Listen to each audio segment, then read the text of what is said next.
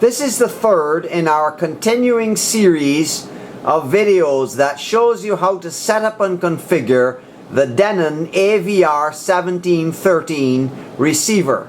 In the last video we saw how we could set the individual levels in the speakers. In this video we're going to look at the equalization for each individual speaker. First, you press the setup button on your remote control for the Denon. There is the setup button. After you press the setup button, your setup menu appears on your television set. Now we select the audio by pressing enter on our remote, and we have gone to the situation where we see the audio menu. Now you may not see that the manual EQ at the bottom of your screen is in fact available. It may be grayed out. Okay? If it is grayed out, the first thing you need to do is select the Odyssey menu, and you need to set it so that multi-EQ is set to manual EQ. That's the first thing you do. If you go on the Odyssey setup and you set multi-EQ XT to manual EQ, then when you go back by pressing the back button, your manual EQ line will not be grayed out, and you can come down and select it. Once you have selected manual EQ, you need to set speaker select to each. So you need to go in there and set your speaker select to each. Then you come down here to adjust EQ, and when you press that, you have a screen where you have the specific channel. Now you can go there and you can scroll through the front left, front right, center speaker, surround left and surround right. And as you see, in my particular case, I've got the particular EQs all set the same way. That is 0 dB in the bands, except for a plus 3 dB increase at the 8 kilocycle shelf point, and a plus 6 dB at 16 kilohertz to boost the highs considerably. Okay, and because that band is getting pretty much inaudible anyhow for old people.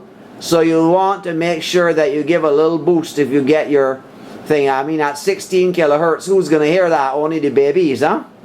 So anyway, that is basically, you have a 1, 2, 3, 4, 5, 6, 7, 8, 9 bands of EQ there. A 9-band EQ for each of your speakers except your subwoofer. Now it's expected that you're going to want to set up your subwoofer to deal with the low frequency effects, or LFE channel. Okay, so we're going to show you that now. Okay, the first step in setting up your subwoofer is to come down here and select speakers.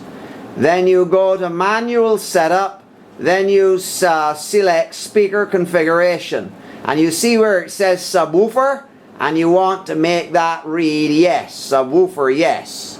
Okay, and then you come down to bass here in your speaker menu, and you set subwoofer mode LFE, and you can set a low pass filter there for the LFE effects.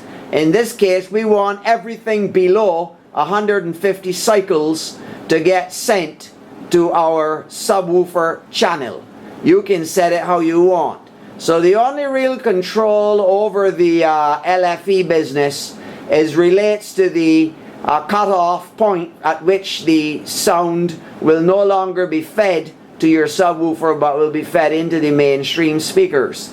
So you'll adjust that that low pass filter frequency depending on what your subwoofer channel can handle, or what it's actually hooked up. Okay, but I find that everything below 150 cycles I have to deal with in my subwoofer, because my particular definitive speaker set is good down to a little below that, but anyhow I prefer to send the lower frequencies to my subwoofer channel, which can take care of that. Okay.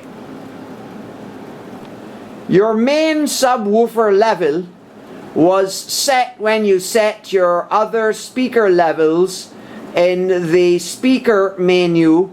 You will remember that was the subject of our last video. So we know how to set up a basic subwoofer level, but for an individual movie, if you are in audio, you can come here and you can see that we have a subwoofer level menu item. However, in this particular case, you may not actually see it. It's grayed out here on my particular screen because at this time we are in audio mode.